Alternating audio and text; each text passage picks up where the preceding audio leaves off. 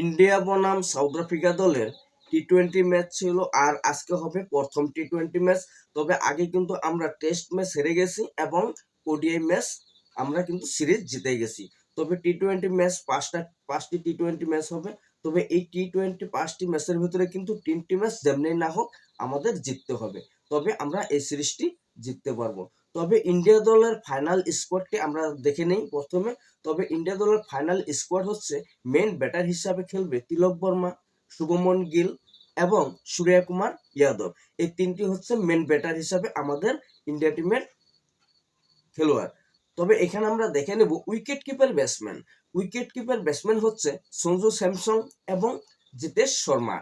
তবে অলরাউন্ডার হিসাবে খেলতে চলেছে 5 জন খেলোয়াড়। তবে অলরাউন্ডার হিসাবে খেলবে এখানে শুভম দুবে, তারপরে ওয়াশিংটন সুন্দর, অক্ষর প্যাটেল, অভিষেক শর্মা এবং হার্দিক পান্ডিয়া। তবে আজকের এই টি-20 ম্যাচটিতে কিন্তু হার্দিক পান্ডিয়া খেলতে চলেছে, যাকে আমরা সবথেকে ভালো অলরাউন্ডার হিসাবে গণ্য করি।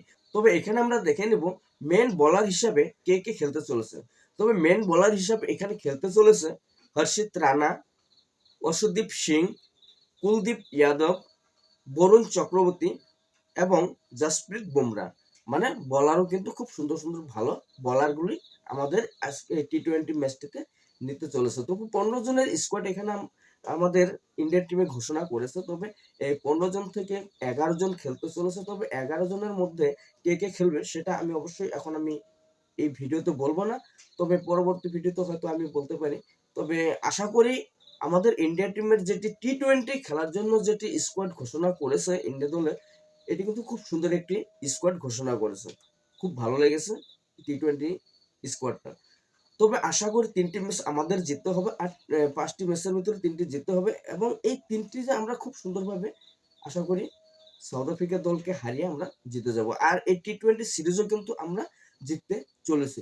তবে বন্ধুরা, তোমাদের কি মনে হয় যে এই টি-20 সিরিজ সাউথ আফ্রিকাকে হারিয়ে আমাদের ইন্ডিয়া জিততে পারবে কি না? অবশ্যই তোমরা কমেন্ট করে জানাবে।